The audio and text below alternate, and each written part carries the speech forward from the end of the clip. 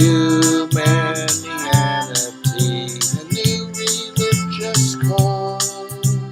Humanianity, religion for us all. Humanity, now we all can see. Humanity, how much better we can be.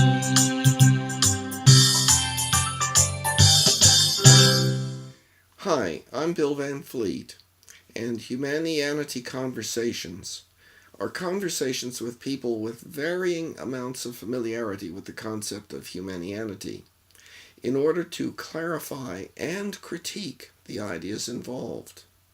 This conversation is with Jaime, a friend of mine who has just started exploring the ideas, and it should be of help to others wishing to understand more what is being proposed and advocated for.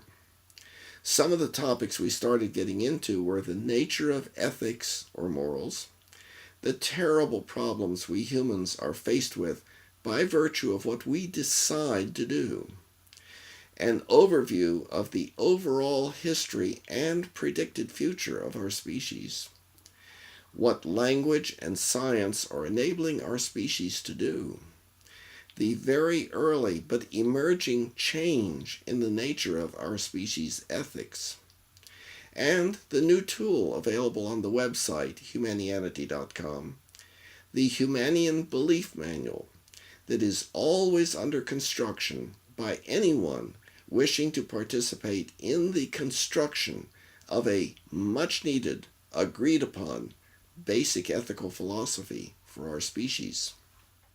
Okay, now I think it's recording, and should have split screen and so forth. So, how's everything going? Everything's going good. Great. Just had a pretty busy day, but just got everything I needed to get done, so feel pretty good. Great. Yeah. Okay, well, so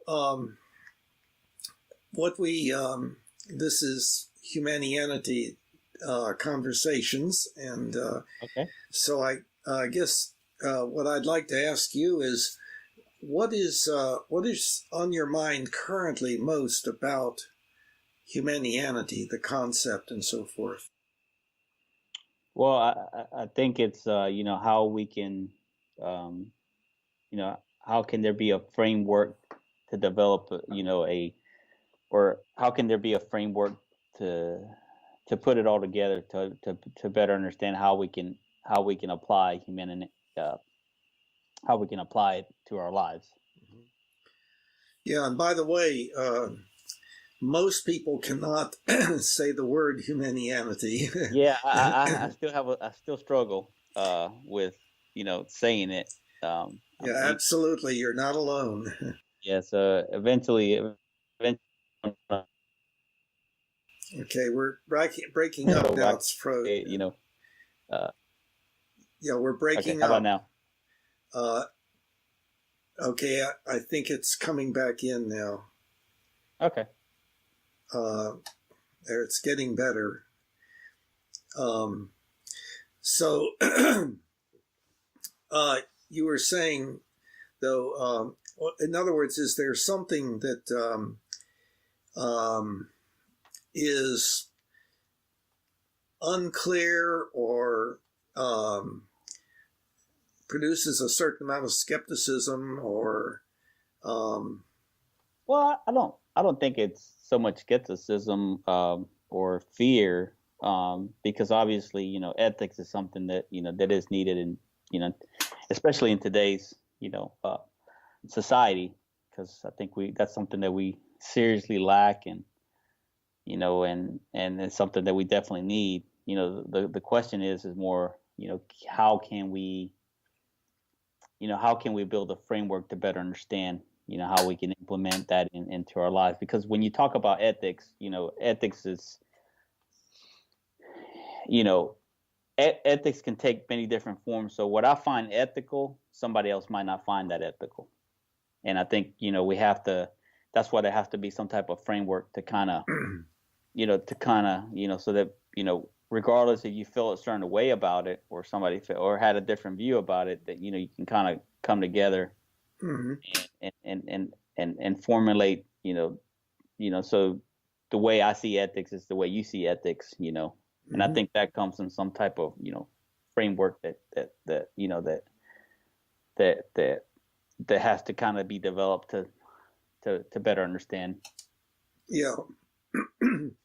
um, well, going back to one of the first things that you said, just to focus on that for a minute, you're saying these days things are bad. I would maintain that this is the way it's always been, going back throughout recorded history, that we've been having a pretty rough time with a lot of pain, suffering, disability, and early death. We've always tended to have wars, groups fighting each other, individual abuse kinds of things. So we've always, let me get this fixed here. We've always been that way. And the problem is that currently we have become so much more powerful that we can do a whole lot more damage to ourselves all over the world than we've ever been able to do. So increasingly, it has been critical that we do something about it. Now, the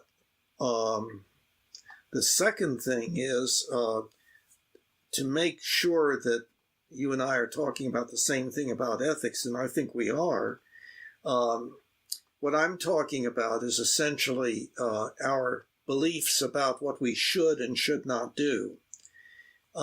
We have wishes and tendencies to do all sorts of things, but we inhibit them often because we believe we should not engage in those things. But it's been very inefficient as far as preventing pain, suffering, disability, and early death. We accept, I think, some things as being, well, just the way that's just the way it is, or that that's the way it should be, and we haven't, as you were pointing out, come together to have an ethics, a set of ethical beliefs that we all share. Now, not that that is something that can ever happen completely, for sure. But the question is, can we do a better job? And the question is also, if we can, how can we? In other words, what is necessary? What do we have to do? And here is where my thoughts about that are kind of atypical. But I think that that my thoughts about it are increasing, that people are thinking more and more of the kind of solution to a better ethics can be. So, and of course, then I put a label on that improvement that I see beginning to happen, and that's the Humanianity label.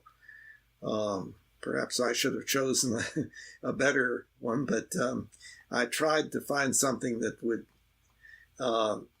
was not being used elsewhere to any significant extent, and kind of conveyed something by just the way the word is made up. At any rate, so that's my thoughts about that. Right. Well, I think looking back, you're correct to your point. We are there's always been levels of disrespect. There's always been levels of, throughout centuries, whether it was the way the Romans look at the barbarians, or whether it was, in the South, the way, certain people looked at blacks, or maybe the way people looked at, Chinese, or whatever the case may be. So we've always had that in history. And I think, and I believe that, also we have evolved, like some of the things that were very, very prevalent in the past are not so prevalent now. Mm-hmm. But I think we're in a very state of, like, one good example would be, like, I had the opportunity to grow up in the 80s, and and the 80s was a great time for me, because I felt like, it was about, I felt like there was some form more of compassionate, people it seemed to be more compassionate, weren't, looking to be, I mean, bullies always existed, but, it just seems like, people, it seemed to me, at least my experiences, it seemed like people were more kind. And then, obviously the 90s came around, and people started, thinking that, acting a certain way was kind of cool. Then the millennium comes around, and then it's like, and I think a lot of that too is like, I grew up in a time too in the 80s where, like, people were more respectful, in the sense that, it's kind of like, hey, I could leave my back door open. Mm-hmm. I didn't have to leave it locked.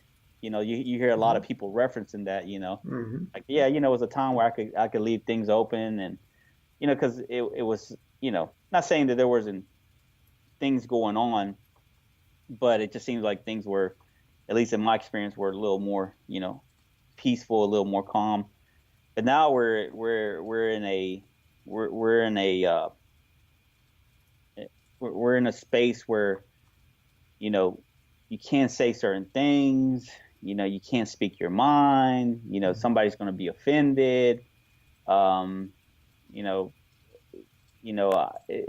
think we're more in a me society, and I want. You're breaking up now. And I don't know. You were breaking up there. Okay. Yeah. How about now? It's coming back. Okay. All right. Uh-huh. Okay. So yeah. So I think, but I think now we're kind of hit a peak. We kind of have hit a peak, and I think this is where,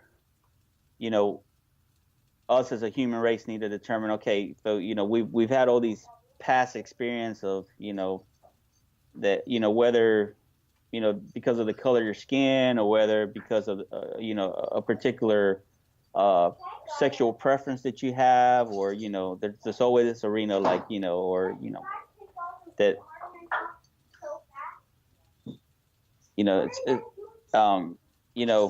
so I think, it's kind of a little chaotic now, but I think this is where,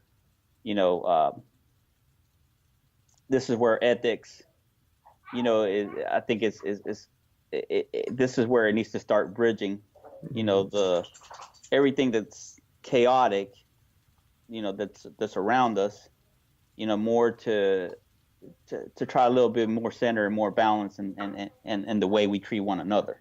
Uh-huh.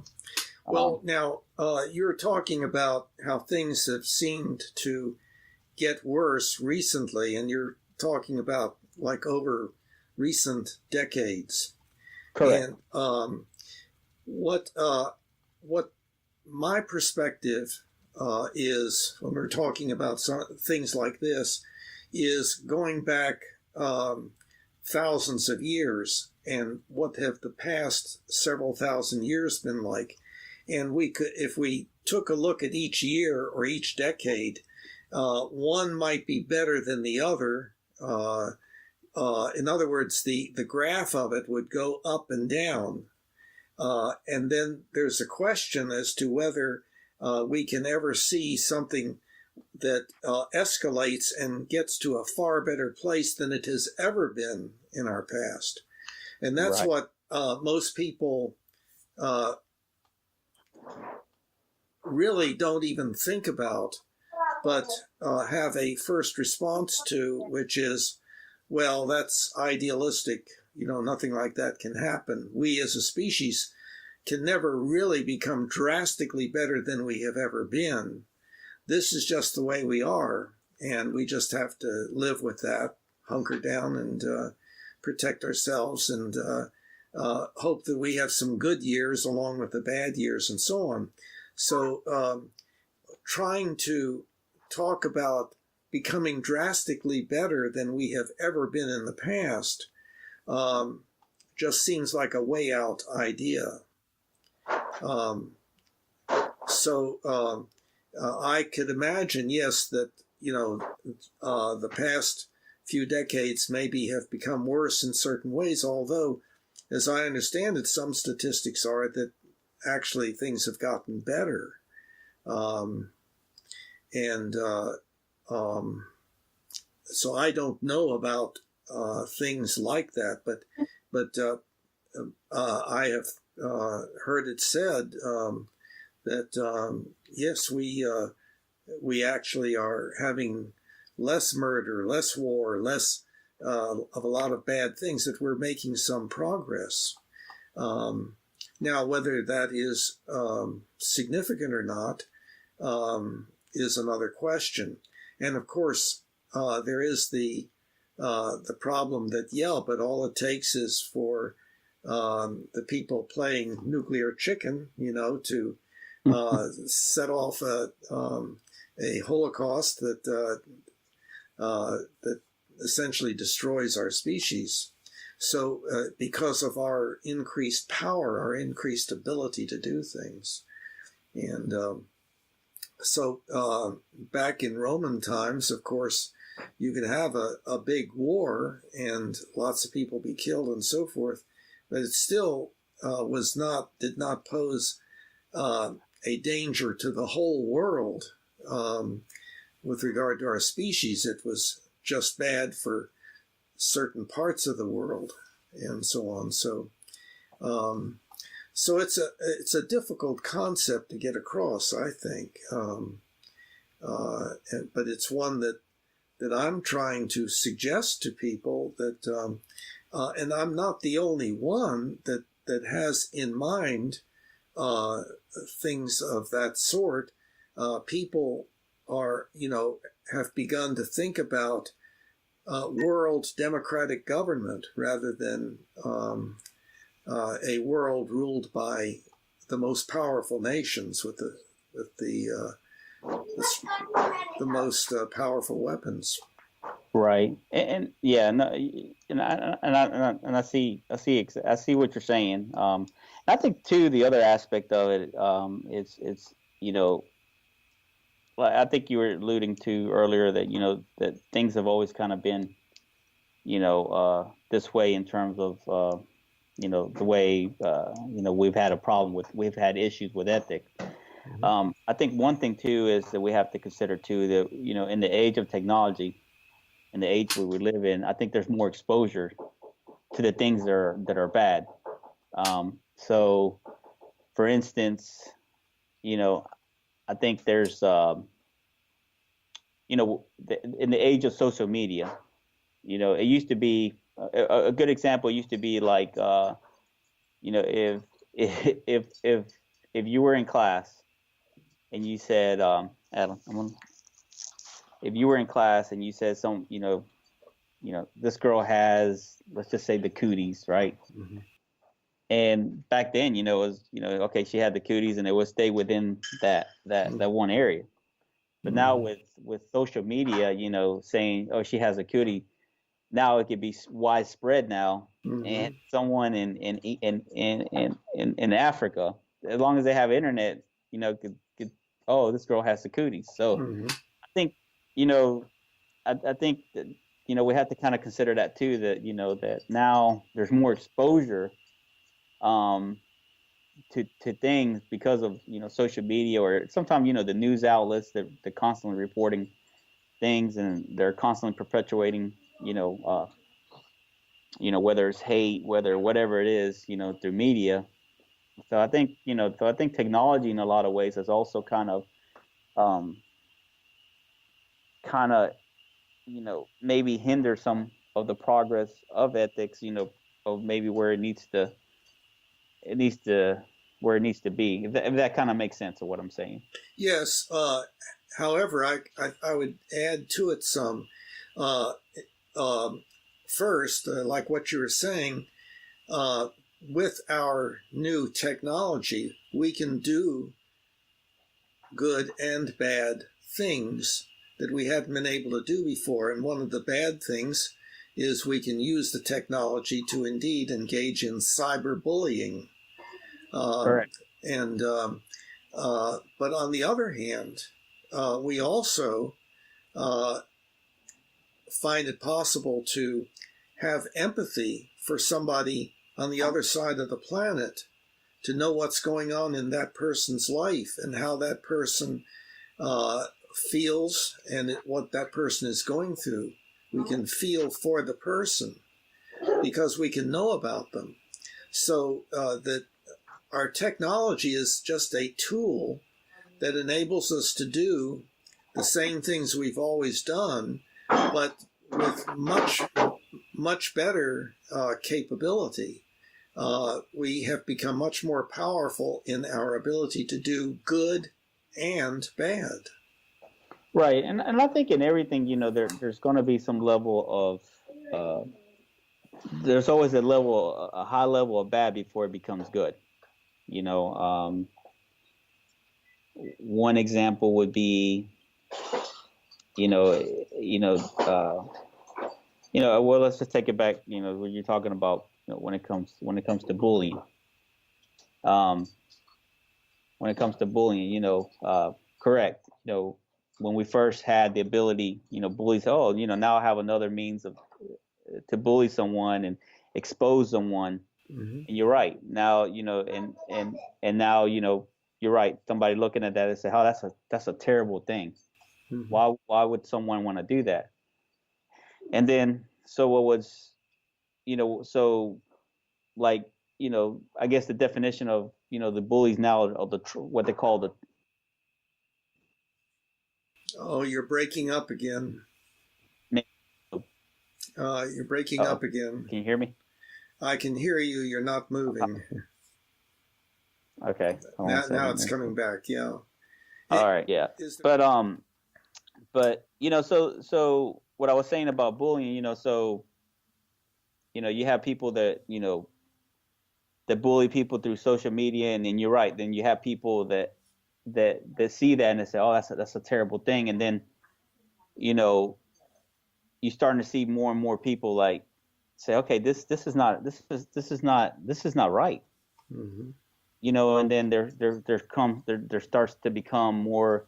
I guess one good way, there's more awareness, because I think at first, before something happens, there has to be some form of awareness that people understand that what's going on. Otherwise, you're not aware, and you don't understand what's going on, and until somebody is aware of what's happening, then it becomes a point of like now people are focused on it. Now people understand, like, hey, we need to change this. We can allow this, and then there's laws that go into place, to prevent certain things, and then it kind of starts, it becomes one way where it's so terrible, but through the evolution of it, now it becomes more containable. Not saying it doesn't happen, but I think now it becomes to a point where, like, I think even because of the awareness, because of things that have been put in, somebody that's going to bully is thinking more about all the implication that happens with that now, because now the bully can be exposed, and and so I think that's a form of ethics being, or that's a form of ethics developing into something, that you can say, well, wow, cyberbullying is there's nothing good about it, and it's actually, and it's actually terrible that that people have been bullying that way. Mm-hmm. But then it develops into something, where, like I said, through awareness, now it becomes something that that's on the forefront, and it's not, and it doesn't become as prevalent as it did when it was. So I think a lot of things, always going to always start off chaotic, Mm-hmm. but then they tend to simmer down a little bit once, once people are aware of what's going on, and then us as a human race, or we start deciding, hey, that doesn't that's not a good thing for us. Mm-hmm. Yeah. So. Yeah, I think that's right, that something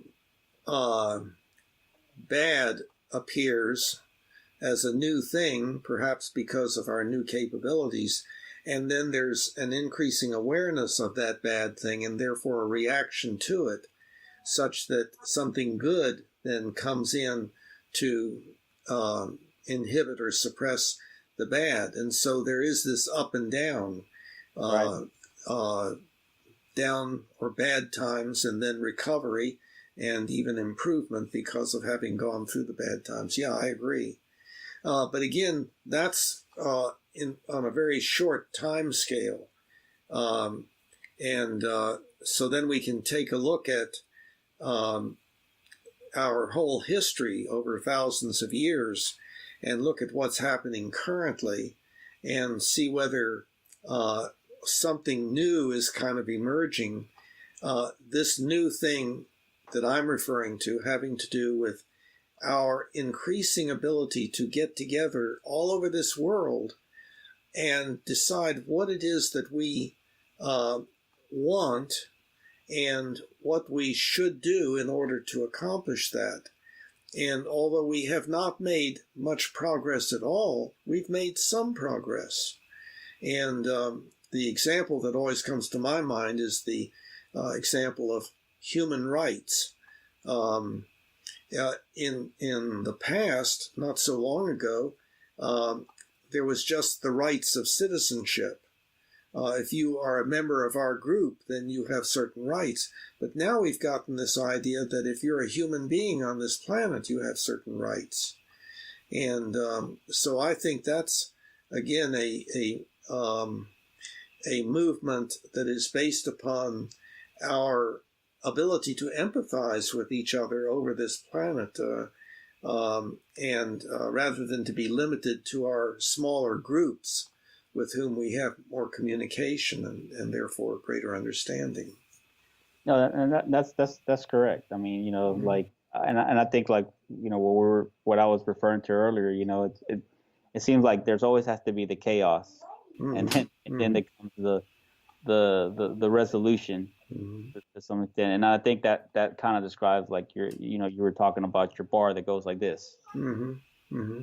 And maybe that's why it's like that, because when we get to a point where where things are, let's take an example, like maybe back in the days of the Civil War, where you had the North and the South fighting one another. Mm-hmm. It it was very chaotic.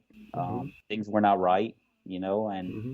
eventually, it kind of simmered down. But then came the evolution of the slavery and the way blacks were treated. So then the ethics thing became a terrible thing. Mm-hmm.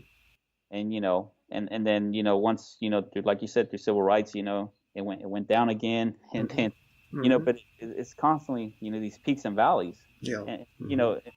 is that maybe attributed to the way we are, as humans, that we're so we're so it, we're so what's the word I want to use? We tend to have a tendency of being very self-destructive. Mm-hmm. And when it comes to certain, it's just like, when the internet first came, somebody get on the internet, but then maybe they start seeing certain things on the internet, and then they get corrupted by the internet. Mm-hmm. Maybe it's some type of, maybe it's porn, maybe it's something. Mm-hmm. and then it, and it starts becoming, so first when you went on the internet, you had all the, like your you had, well, I don't know if the right word would be, you had these good standards, these good morals, but then you kind of veered off and you kind of went into some cyber some cyber area that you shouldn't have gone into. Now you're exposed to something, Mm-hmm. and all of a sudden now your mind is corrupted, and now you may be doing things that are unethical. Mm-hmm. um and then you have to go through that cycle to understand, okay, this, I don't know how I got here. This is terrible, but now this is what I need to do to bring myself back. Or it's similar to like, like when drugs get introduced. Mm-hmm.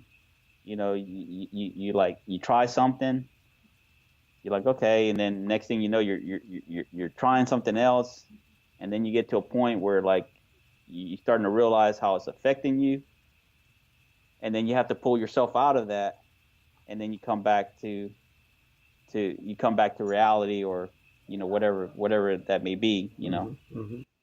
So that's kind of like, what I see with, what you're talking about too, is that, we're just, there's always just going to have to be some form of chaos, and I think that's where we're at. We're in this chaotic bubble right now, and now we have to understand, like, okay, so there are bars up here now. Now we're gonna, and I don't know if you Mm-hmm. mean by down, like, where, if you're saying, if it, like, from a bar perspective, it's saying bad, like, if you're going up, are you saying like ethics are, like, are on a good standard, or are you saying that when you go low, ethics are on a bad standard, or is it that ethics are on a terrible high, or now I they're on a, see. So you're so, asking me. yeah, Mhm. how do you define that? Yes. Okay. I think one problem is that we probably don't have exactly similar ideas about the nature of ethics. So I try to understand in as basic a way what something is of this sort, in this area that we're talking about. And so it it has come. I've come to feel that it is very important to to understand a difference between existential beliefs and ethical beliefs. Okay. And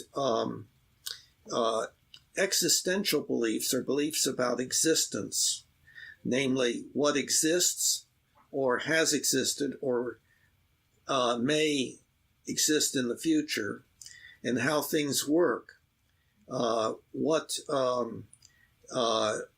are the rules by which things happen, so to speak? In science, it would be ultimately the rules of the universe, the rules by which the universe works, such as to make anything predictable. And it's very important that we have accurate existential beliefs if it is important for us to know what's going to happen when we do something. So when we contemplate doing something, we have beliefs about what will happen when we do it. And so those are beliefs, existential beliefs. An entirely, well, not entirely different, it's an interrelated idea, is the set of ethical beliefs that we have about what we should or should not do. And so I can know how to go to the store, but that doesn't tell me whether I should do that or not at this particular point, and so forth. And it's my existential beliefs about how much I have of such and such in the refrigerator, and so on. And also, it has to do with what will be the effect on other people if I do something, and so on. But just predicting what will happen doesn't tell us whether we should do it or not. We have to have a set of what has been referred to as values, and meaning ethical values, about what we believe we should do and what we believe we shouldn't do. Most of the time, it's hard to determine that. The little things that we do, moving this way or moving that way, or humming or not humming, or whatever, does not seem to fall under the heading of something that should or should not be done. So there's a lot of freedom from concern about what's right and what isn't in much of what we do. But on the other hand, there are lots of things that we do that do have an impact upon other people or upon ourselves, and whether we stay alive or not, and what the quality of our lives is. And so the ethical beliefs are what we should or should not do. Now, along with that, science is our set of tools that we have that enable us to predict with great accuracy what will happen if we do this, that, or the other. But it still does not tell us whether we should do those things. So the example that always comes to my mind is we can make nuclear power plants or we can make nuclear bombs. So science only tells us how to do things, not what we should or should not do. I see. So now the question is, science is our working together to increase the accuracy of our existential beliefs. But what is it that we do together? What social entities are there that are specifically designed to help us figure out what we should and should not do? And I'm curious what comes to your mind as to what is and has been always the social entities that have to do with figuring out what we should or should not do. Well, I think for me, yeah, I mean, there is, I mean, I do things based on, as long as, whatever I'm doing doesn't harm or doesn't, cause, like I always say, like, I don't, like, I'm not judgmental on anybody's particular religions or particular beliefs, because for me, it's like, it's whatever someone believes in, I mean, because at the end, there's no right or wrong. It's just as long as whatever they believe in is helping them become a better person. But also, not only that, but it's also, as long as whatever they believe in doesn't inflict harm or pain or suffering to someone. Okay, but now I was asking something a little bit different, but I think you were going in that direction. What I'm saying is science is our set of activities designed to give us the most accurate existential beliefs we can arrive at. What have been the activities, the social activities that we humans have engaged in that have to do with how to be a good person, working on what we should or should not do, studying to become better people, studying together to become better people, listening to ideas and so forth? Yeah, I mean, I'm trying to think of. I mean, you're right. I mean, there's a lot of things from one would be like, let's talk about in a form of medicine. There's always been a controversial issue with stem cells. Mm-hmm. There's different types of stem cells. There's the that was not true 100 years ago or 1,000 years ago. What are the activities that we humans engage in, the social activities to work on becoming good people, to study our ethics? What social institutions have there been? I mean, I mean, if you were in Christianity, then the foundation of the Bible would be some form of understanding what the Bible tells you, Okay. to develop Okay. some form of ethics. Yeah. Okay. So you're answering the question, sort of. You're giving a specific example. But Christianity has only been around for, a certain period of time, and it's only been certain parts of the world and so on. But what is Christianity an example of? Religion, right? Right.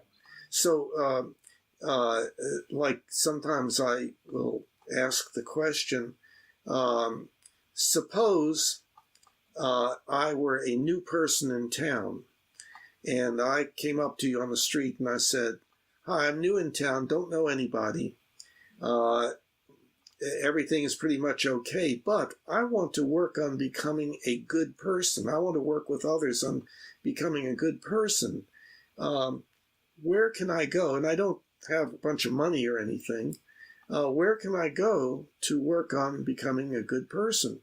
And I don't think it's very easy to come up with anything other than, well, there's a church down the road, or a synagogue, or a temple, or there's this particular religious group. In other words, religion has always been for that purpose, in addition, of course, to doing other things. And most everything that we do for more than one purpose. But as far as working on ethics is concerned, that's really been the social institution or set of social institutions that have been designed for that purpose. Now, currently, there is a strong and growing quote, anti-religion movement, so to speak. And that's because the beliefs, the existential beliefs in the religions are outdated. And so people take a look at some of the beliefs in many of the religions, some of the existential beliefs, and say, well, that doesn't make sense. They also take a look at some of the ethical beliefs in the various religions and say, gosh, that's awful. People are quite worried about some of the ethical beliefs that are in some of the religions, and are therefore very frequently prone to say religion should be stamped out. But the alternative to that is, no, the bad stuff in the religions should be gotten rid of, and the religions should improve. And I think that the religions are improving to a greater or lesser extent, but it's just kind of beginning.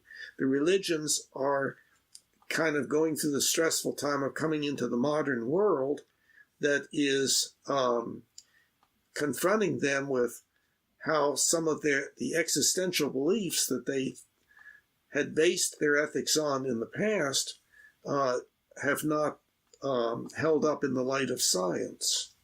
Right. So I think back to what you were saying, like, yeah, that, obviously Christianity only had existed for, but prior to that, and how do people prior to Christianity define what is a good person?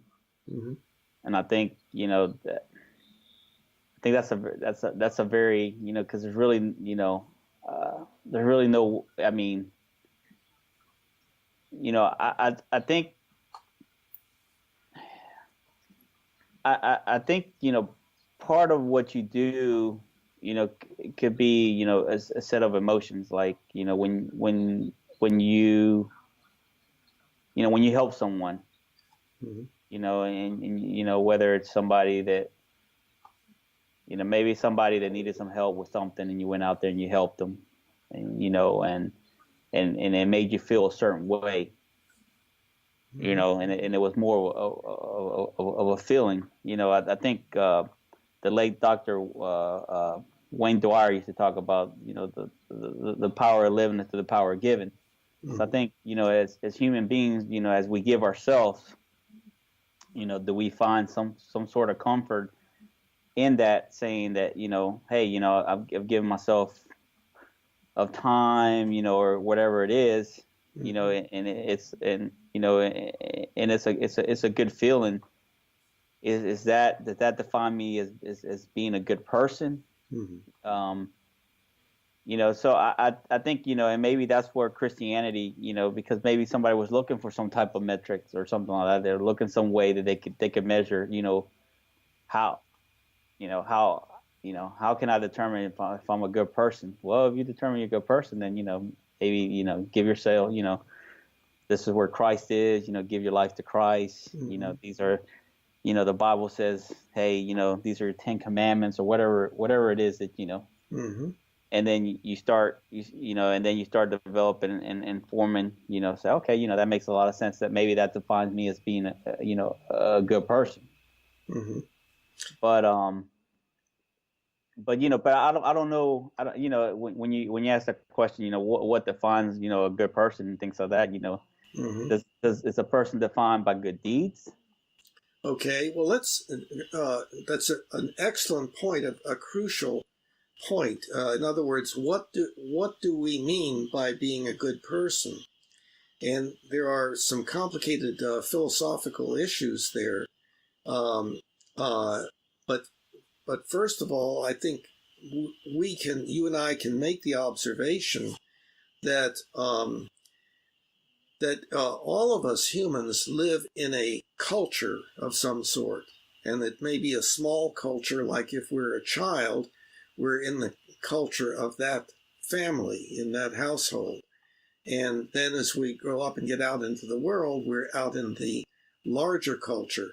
But the cultures vary all over the planet, so that what is perfectly okay in one culture can get a person beheaded in another culture. Correct. And so, but what is happening for every infant as that infant begins to grow up is that the culture is instilling ethical beliefs about what the child should or should not do. So you don't throw your food at the table. You don't snatch things away from your brother, and so forth. You keep your room clean and don't leave a mess around for other people. You don't fight except under certain circumstances. Those are the things that you should not do, and things that you should do. And so, but as adults, we don't have parents telling us. We're kind of on our own. But being on our own, we can work with other people. Well, what are your ideas about this? Well, what are your ideas about this? And that takes place, of course, all the time among people in private conversations. But as far as social entities that are designed for the purpose of working on stuff like that, that would be the religions. And for us, where we live on this planet, there is a tendency to think, when thinking about religion, to think about Christianity, because that's the predominant religious orientation. But there are all sorts of other religions too, and I understand, although I don't know who is counting them, that there have been over 4,000 religions, but that those religions have been very important in our adult working together to figure out what we should or should not do. And of course, the problem is that times are changing, and we're now getting some ideas that some of the things that we had thought were good things to do in the past now don't make sense or even are bad things.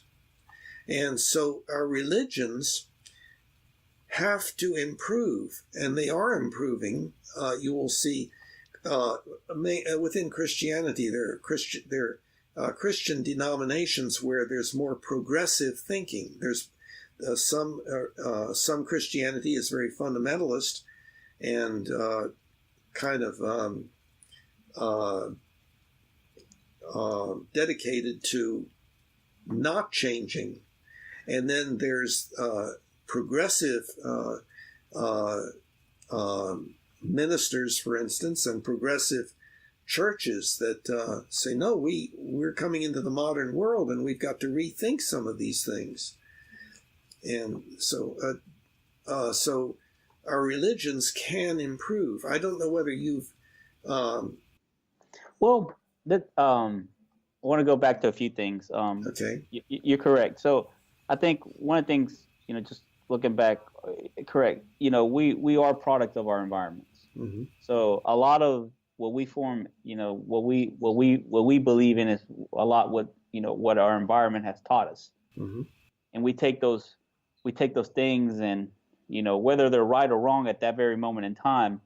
And as we become more adults, we kind of share those beliefs, and then and then or those things that we were as adolescents, or as we're growing, whether one father told one son, said, hey, you better get laid when you need to get in, while another one said, no, you respect this woman.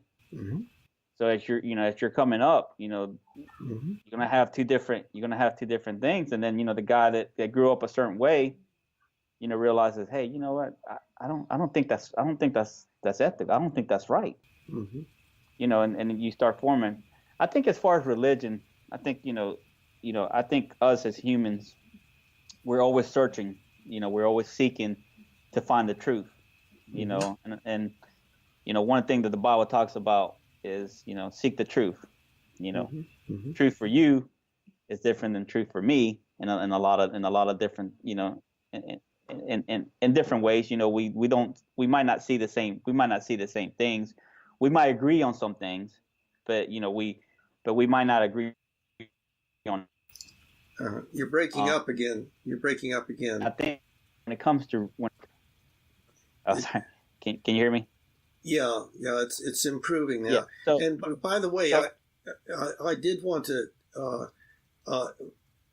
just note that you're using the word true or truth, and saying that truth for one person may not be truth for another, and so on. There's something very important, I think, to understand about that.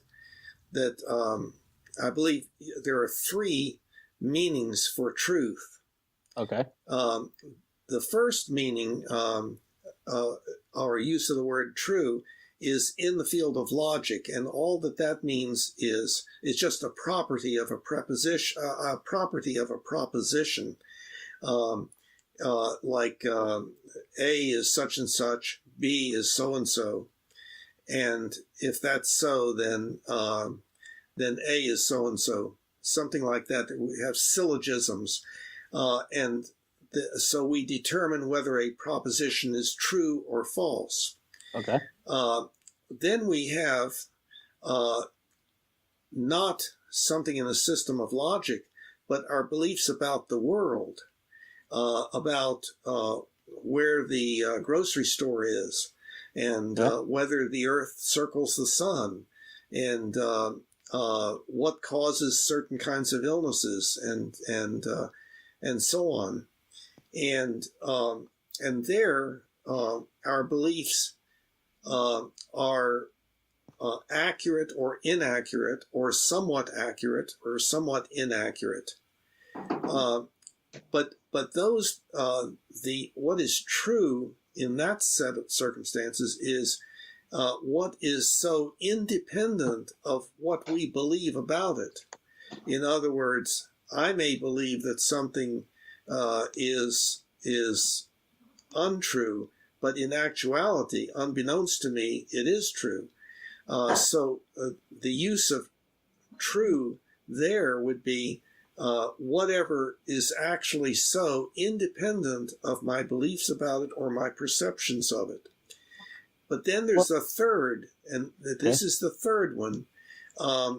When the logical positivists found that they could not arrive at absolute truth, there was a shift to pragmatism, saying that, well, what really is important is what works.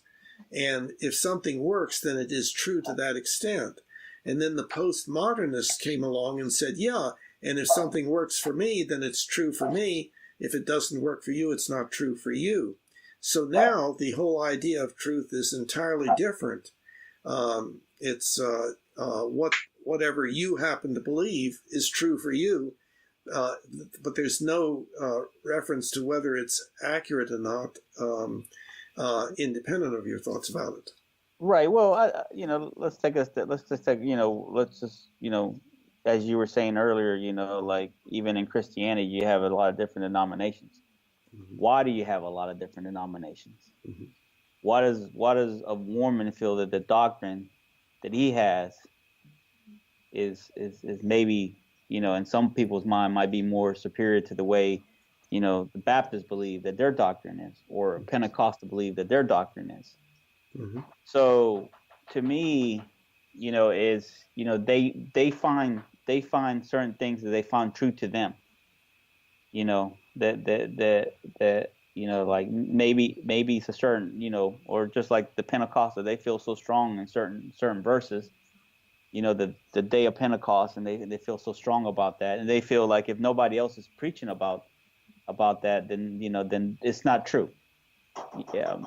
So that's what I mean. Like, I think everybody has a different understanding of what they feel was true to them. If that makes sense, Well, yes, the problem is the use of the word true. See, true can be that which is so, whether you or I or anybody else believes it to be so or not. I see. Or it can be just whatever I believe, that's what's true for me. That's a different use, a different meaning of the word true.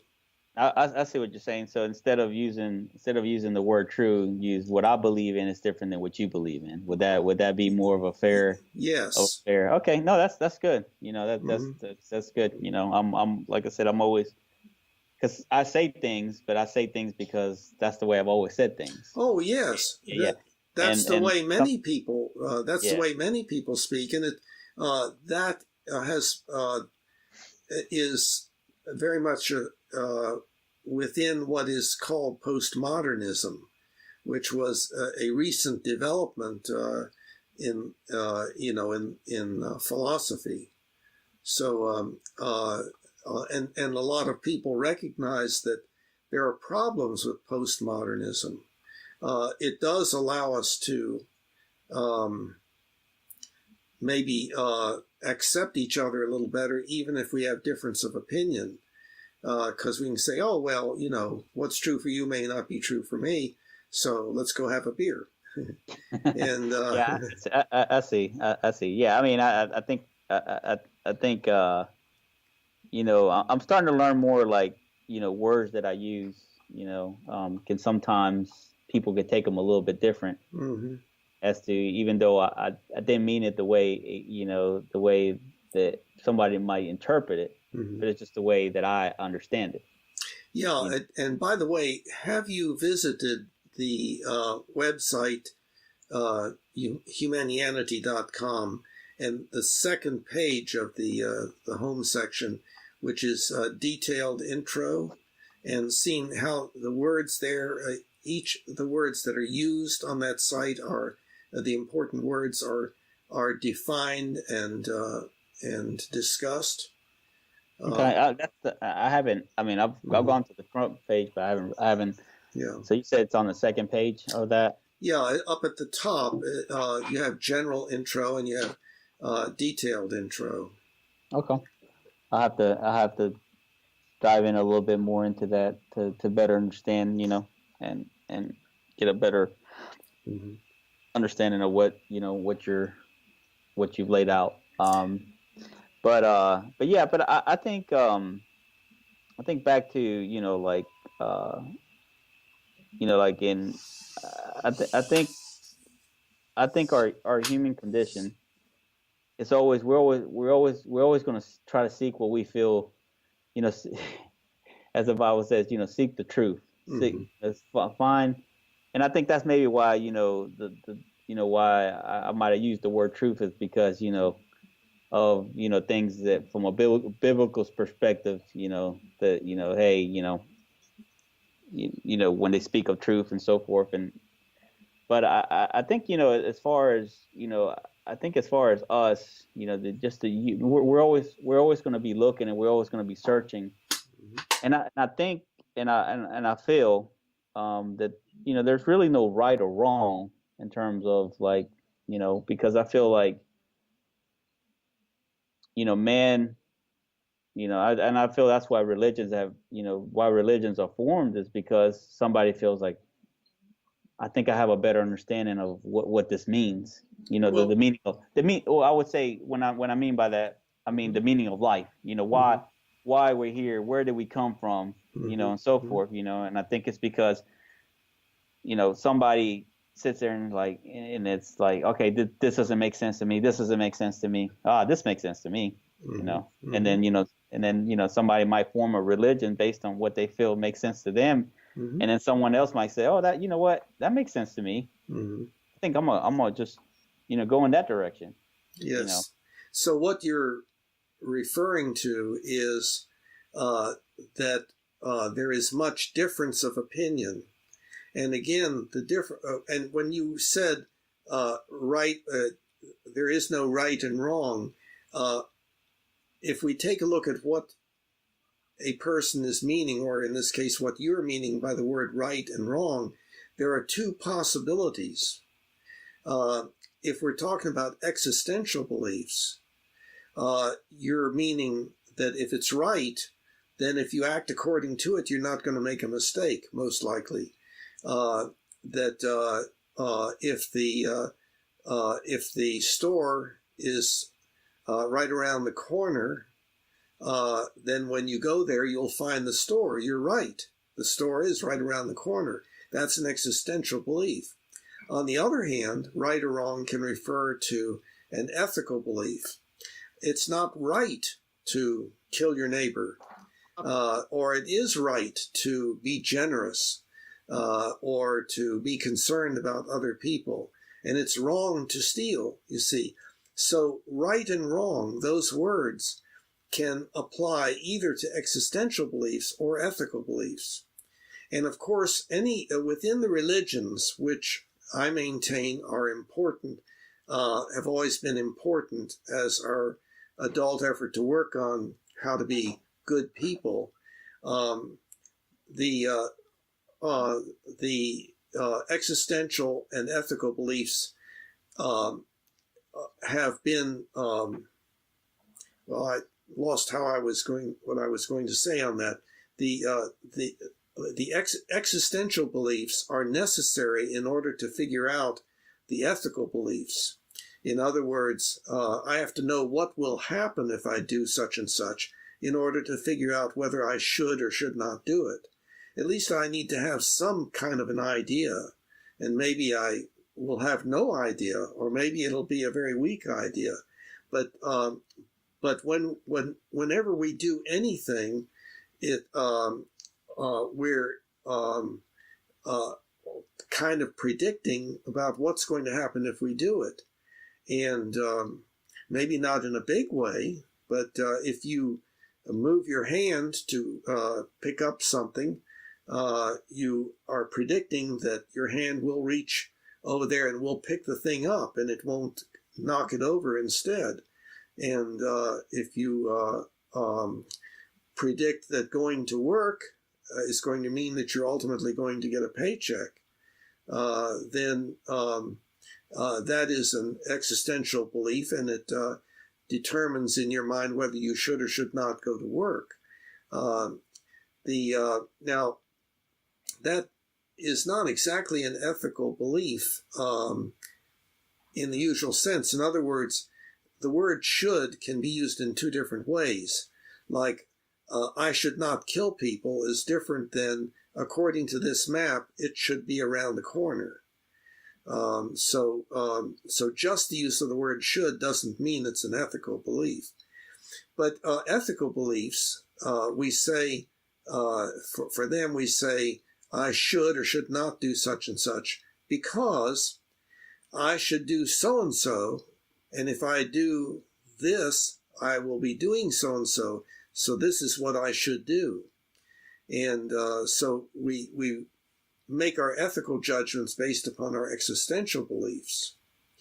And the problem, of course, is that we still, as a species, are not highly informed with accurate existential beliefs. That has to do with education and stuff like that. Right. Yeah, like I think some there's always got to be some form of also like obviously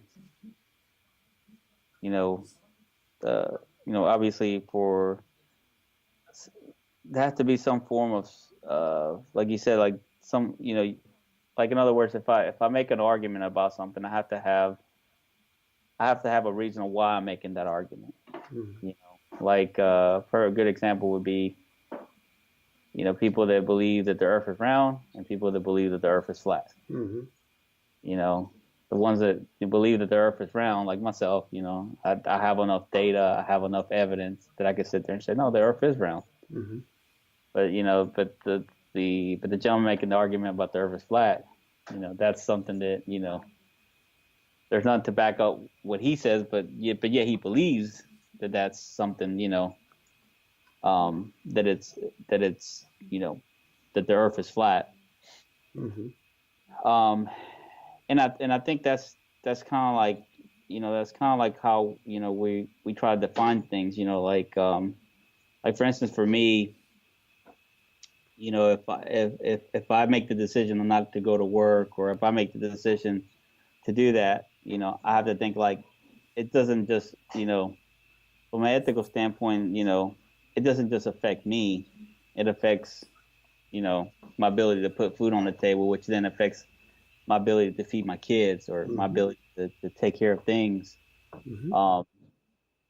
And it's and those are and that's actually if you don't go to work, you don't make Mm-hmm. any income, and you don't have the ability to make any income, then you don't have the ability to take care of things, and those are existential beliefs. Right. Mm-hmm. Therefore, you should go to work. Yes. Exactly. Mm-hmm. Exactly. So because you should, to the extent possible and appropriate, you should make a certain amount of money so that you can indeed put food on the table. So that's why you should go to work. And then there could be a higher level ethical belief that would justify or legitimize that ethical belief.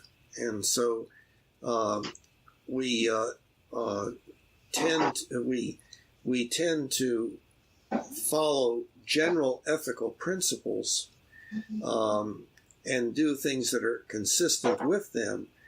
And the general ethical principles are legitimized by even higher level general ethical principles until you get to one ultimate ethical principle, and that has been mostly authoritarian in the past.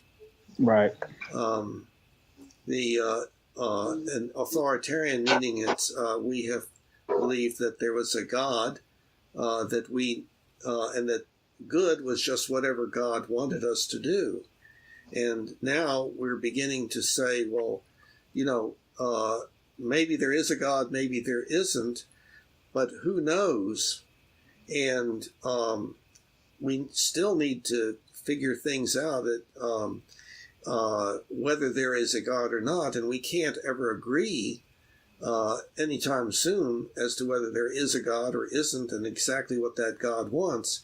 So let's have a different way of determining what we should or should not do. And that I've tried to outline that in words, and that's the Humanian ultimate ethical principle, that we should do that which will promote the survival of our species, and not only the survival of our species, but also as much joy, contentment, and appreciation as possible, and as little pain, suffering, disability, and early death as possible for everyone now and in the future. And so we advocate that to each other, and we say, don't you think this is really, isn't this what you want? And most of us, I think, really do want that, although some people would say would have something different. Well, it all comes back to the environment that you're from. Mm-hmm. It all comes like Yes. That's really so I think it's kind of like what they say, if you want a better community, it starts from the home. Mm-hmm. If parents were more parents, then you would have better individuals, or you would have better, kids in society, because the parents took the time to spend time with their child versus a tablet with babysit them or something like, that they kind of, start developing, their own beliefs. So I think, when we become adults, yeah, I mean, for me, for most people, yeah, we feel like, hey, this is the right thing. But then, you have also other people that just feel like, nah, I don't believe in that. I'm not buying into that. The world's very destructive, because my life has always been destructive, and they don't know any different. Mm-hmm. So I think that's really where we have a big challenge ahead of us, is that, I mean, some people they have a hate towards the human race. Right. Mm-hmm.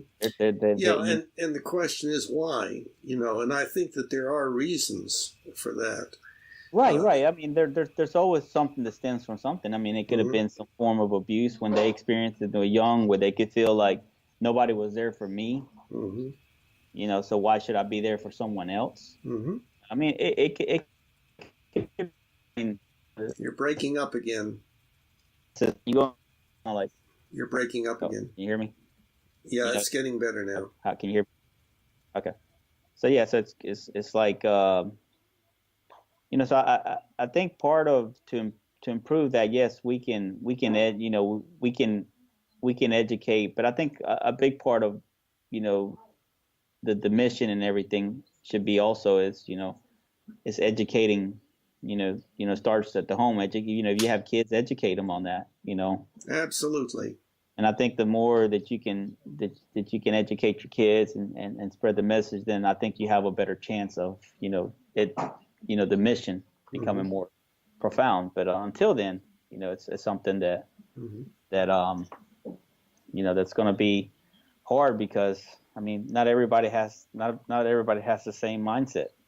Oh, absolutely. Yeah. That's exactly the point. Yeah, right now we are really in quite bad shape, as we have always been. There's never been general agreement about things. In a particular culture, there may be pretty widespread agreement, but still a lot of disagreement about what is ethical and not. And also, even when people have beliefs that certain things are right or wrong, it may not have much influence.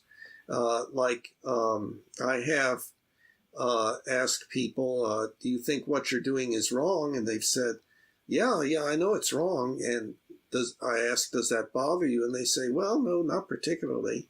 And, because everybody does a little bit of wrong, so you can't live your life by shoulds and so forth. And then other people would say about something, well, no, I can't do that because I believe it's wrong. So of course I can't do it. So they have a strong ethical motivation that the philosophers call the ethical sense. Yeah, but I think, I think, like I said, I think it's, well, I mean, look at us now. We're two individuals that we're talking about ethics and trying to do, and you have. So I think you'll start seeing more and more people, coming, because like I said, we're in a very, very unethical space right now. Mm-hmm.